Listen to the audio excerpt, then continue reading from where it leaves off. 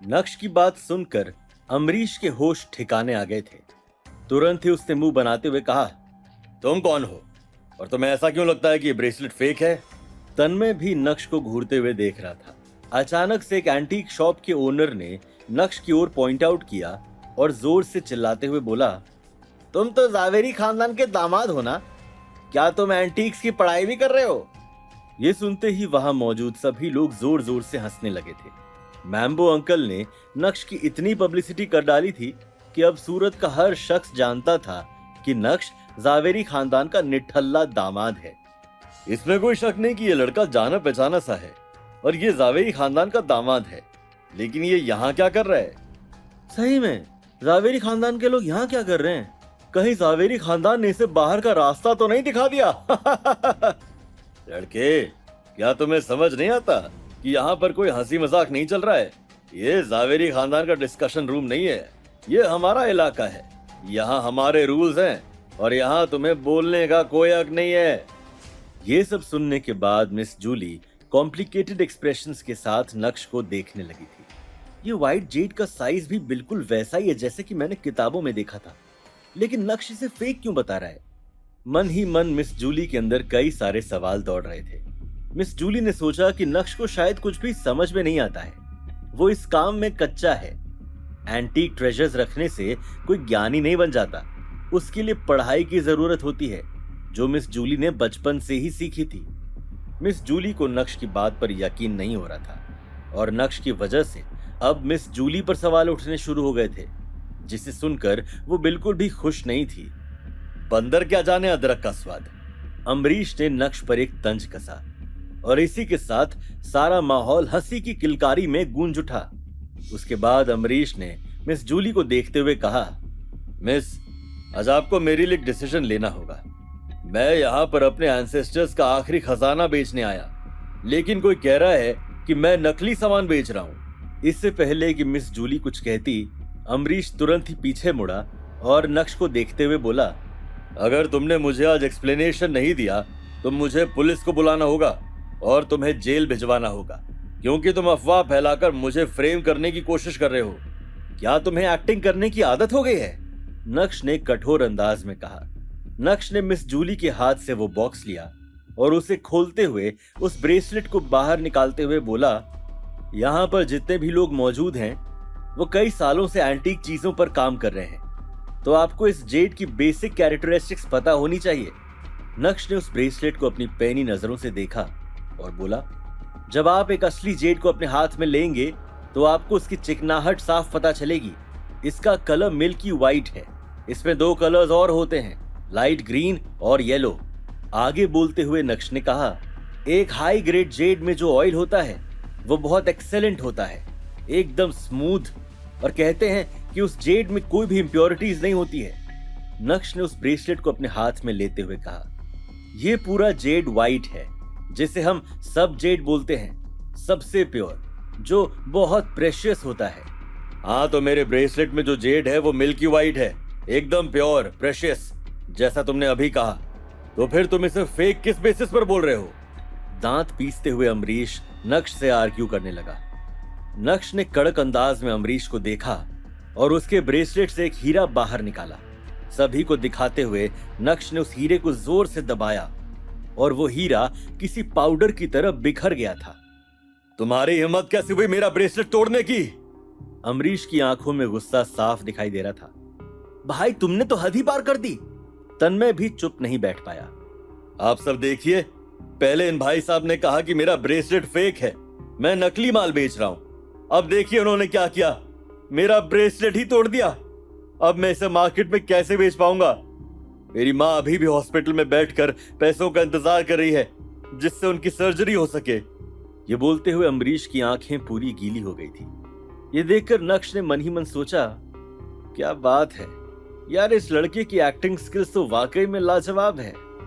Miss, मुझे लगता है कि आपको इस लड़के को सबक सिखाना चाहिए। अगर ये ब्रेसलेट ठीक होता तो मैं कैसे भी करके इसे कहीं ना कहीं बेच देता। अब मैं देखता हूँ कि आप मुझे कैसे कॉम्पनसेट करती हैं, क्योंकि ये डील तो आप क्लोज कर चुकी हैं। अमरीश ने अपना खेल बदलते हुए अब मिस जूली पर निशाना लगाना शुरू कर दिया था, जिससे मिस जूली को प्रेशर फील हो। और वो जल्दी से जल्दी पेमेंट करे। कम ही सही, लेकिन अमरीश को अभी जितना भी मिलेगा उससे वो खुश ही होगा। मिस जूली ने ऐसे एक्ट किया जैसे मानो उसने कुछ सुना ही नहीं हो। चौंकते हुए उसने नक्श की ओर देखा और अचानक से उसे कुछ याद आया। दूसरी तरफ नक्श एंटीक शॉप के ओनर्स को देखते हुए बोला, तुम लोगों की आंखें अब खराब हो गई हैं, लेकिन उसके बाद भी तुम इसी धंधे में हो। नक्श की बात सुनकर सभी लोग भड़क गए थे और अब हर जगह से आवाज उठनी शुरू हो गई थी। हमारे बारे में तुम्हें ये सब बोलने का हक किसने दिया है? अगर आज कल्याणी देवी भी यहाँ आ जाएगी तब भी तुम्हें एक्सप्लेनेशन देना होगा। चुप हो जाओ सब, मिस जूली ने गुस्से से चिल्लाते हुए कहा, और उसकी एक ही आवाज में सभी लोग शांत हो गए थे। नक्श, तुम कंटिन्यू करो, मिस जूली ने नक्श से कहा। नक्श ने अमरीश की ओर देखा और बोला, अगर तुम्हें नकली सामान ही बेचना था तो कम से कम तुम्हें थोड़े और एफर्ट्स लगाने चाहिए थे। तुम तो टूटे हुए हीरों के साथ यहाँ अपना ब्रेसलेट बेचने चले आए और उसे आदिवासी पौराणिकता का नाम दे रहे हो। आप सभी को पता होगा कि जो असली जेड होता है वो सालों तक पानी में ही रहता है। इससे उसका सरफेस हार्ड यानी टफ हो जाता है। ये बोलते हुए नक्श ने एक बार फिर से सभी को ब्रेसलेट दिखाया और बोला, लेकिन इस ब्रेसलेट में जितने भी हीरे हैं वो सभी कांच के हैं। उन पर जो क्रेविंग्स की गई हैं वो भी बहुत मॉडर्न है, लेकिन ये सारा आंखों का खेल है और किसी का भी नहीं। अपनी बात को एक्सप्लेन करने के बाद नक्श ने गुस्से से उस ब्रेसलेट को जमीन पर फेंक दिया था। ये सीन देखकर सभी लोग शॉक्ड रह गए थे।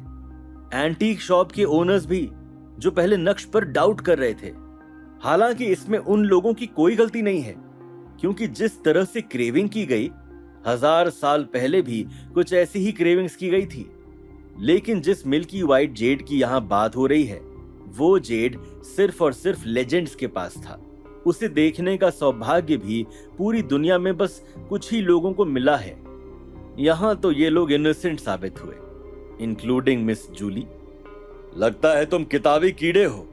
जो कुछ भी तुमने अभी कहा वो सिर्फ कुछ स्टेटमेंट्स हैं। क्या उन स्टेटमेंट से कुछ साबित होता है? क्या तुम्हारे पास कोई प्रूफ है कि मेरे ब्रेसलेट में लगे हीरे नकली हैं? अगर तुम्हारे पास कोई एविडेंस नहीं है तो फिर मुझे अभी पुलिस को कॉल करना होगा और तुम्हें अरेस्ट करवाना होगा। अमरीश ने नफरत की नजर से नक्श की ओर देखते हुए कहा, तुम वाकई में बहुत जिद्दी हो। ये बोलते हुए नक्श ने मिस जूली को देखा और बोला, तुम्हारे स्टोर में चेकिंग मशीन तो होगी, है ना? तुम्हें उस हीरे को डायरेक्ट चेक नहीं करना है, बल्कि उस हीरे के एक हिस्से को बाहर निकालना है और फिर चेक करना है। मैं यकीन के साथ कहता हूं कि उन हीरों में हमें केमिकल मटेरियल जरूर मिलेगा। इस ब्रेसलेट को उठाओ और जल्दी से सारे हीरों की बारीकी से चेकिंग करो। मिस जूली ने आदेश दे दिया था। विकास ने अपना सिर हिलाया और उस ब्रेसलेट को उठाते हुए चेकिंग रूम की तरफ भागा। अरे अरे, ये तो बहुत गलत है। मुझे कैसे पता चलेगा कि वो मेरे हीरे हैं? कहीं तुम लोगों ने मेरे माल को बदल डाला तो? अमरीश चाहे जितनी कोशिश कर ले, लेकिन आज उसका भांडा फूटने ही वाला था। मिस्टर गज्जर, आप ये ना भूले कि आप देसाई एंटीक एम्पोरियम में खड़े हैं। यहाँ लोग बेईमान आते हैं, लेकिन हम बेईमान नहीं हैं। मिस जूली की टोन एकदम कड़क थी। इस समय मिस जूली के मन में कोई भी एक्साइटमेंट नहीं थी। हालांकि वो बहुत ही लकी फील कर रही थी, क्योंकि सही समय पर नक्श ने उनकी आंखें खोल दी थी और उसकी रेप्यूटेशन को डूबने से बचा लिया था। बहुत जल्द विकास हॉल में वापस आ गया था। उसके चेहरे के एक्सप्रेशंस पूरी तरह से मुरझाए हुए थे जब उसने मिस जूली के कान में कुछ कहा। क्या वो ब्रेसलेट पूरी तरह से फेक है? इससे पहले कि मिस जूली कुछ कहती, एंटीक शॉप के ओनर्स को पहले से ही जवाब मिल गए थे।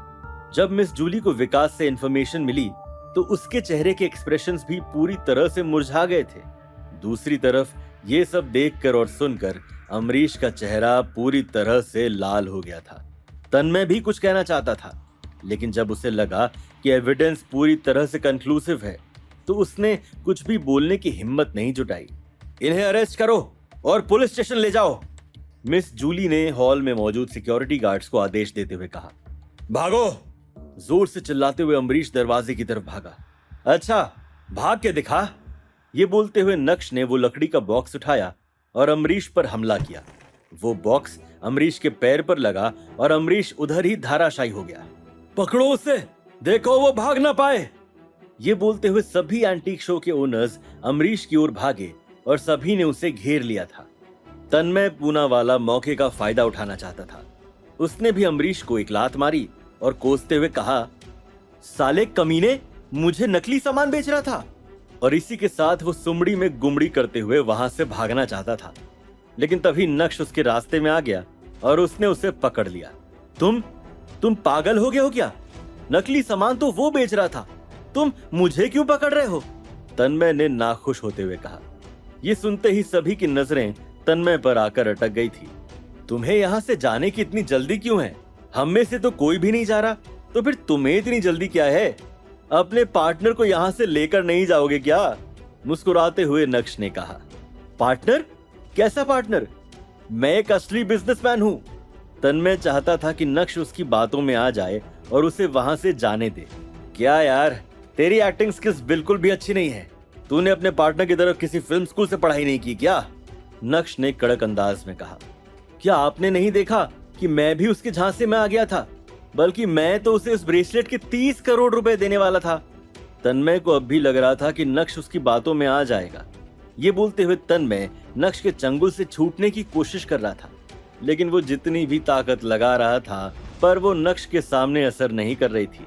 वो 1% भी नहीं हिल पा रहा था। उसी समय अचानक बाहर से पुलिस के सायरन की आवाज आई। नक्श ने थोड़ी देर पहले ही ऑफिसर अवंतिका को मैसेज किया था। कहाँ हैं वो लोग? कितने लोग हैं? ऑफिसर अवंतिका के कदम सीधा नक्श की तरफ बढ़े और उसने नक्श से पूछा, एक ये रहा और दूसरा वो रहा। नक्श ने तन्मय और अमरीश की तरफ पॉइंट आउट करते हुए कहा, ऑफिसर, आप इनकी बात पर यकीन मत करिए। मैं तो एक असली बिजनेसमैन हूं जो एंटीक खरीदने आया था, लेकिन इन्होंने मुझे झूठा बता दिया। तन्मय ने कहा। उसी समय एंटीक शॉप के ओनर्स अमरीश को पकड़ के ले आए, लेकिन उनके मन में अभी भी तन्मय को लेकर डाउट था, क्योंकि वो इस मिली भगत को पहचान ही नहीं पा रहे थे। ऑफिसर, मिस्टर तन्मय ठीक कह रहे हैं, वो तो खुद यहाँ एंटीक खरीदने आए थे। ऑफिसर, आप नक्श की बात पर यकीन मत कीजिए। एक बार लकी क्या हो गया, ऐसा लगता है कि वो बेगुनाह को भी अपराधी बना देगा। अपराधी सिर्फ एक है, अमरीश गज्जर। ये बोलते हुए एक शॉप ओनर ने अमरीश को धक्का देते हुए ऑफिसर अवंतिका के हवाले कर दिया था। जब नक्श ने ये सब सुना तो उसे यकीन नहीं हुआ कि ये लोग वाकई में कितने स्टूपिड हैं। अपना सिर हिलाने के अलावा नक्श के पास और कोई चारा भी नहीं था। अब ऑफिसर अवंतिका को भी समझ में नहीं आ रहा था कि वो क्या करे। तुरंत ही उससे मिस जूली की ओर देखते हुए कहा, मिस जूली, क्या आपको लगता है कि आदमी झूठ बोल रहा है? मिस जूली ने क्या जवाब दिया होगा? यकीन मानिए, मिस जूली के जवाब से यह किस्सा और भी ज्यादा रोचक होने वाला था। उसके बाद नक्श क्या करेगा? क्या मिस जूली के दिल में नक्श के लिए अब रिस्पेक्ट आ जाएगी? आज की रात नक्श कहां बिताएगा? अपने विला या फिर अनिका के साथ? क्या अनिका नक्श को घर आने के लिए नहीं कहेगी? उन दोनों के बीच का रोमांस कैसा होगा? जानने के लिए देखिए अगला एपिसोड सिर्फ पॉकेट FM के YouTube चैनल पर, और इंस्टा एम्पायर के सारे एपिसोड सुनने के लिए डिस्क्रिप्शन में दी गई लिंक से डाउनलोड कीजिए पॉकेट FM ऐप।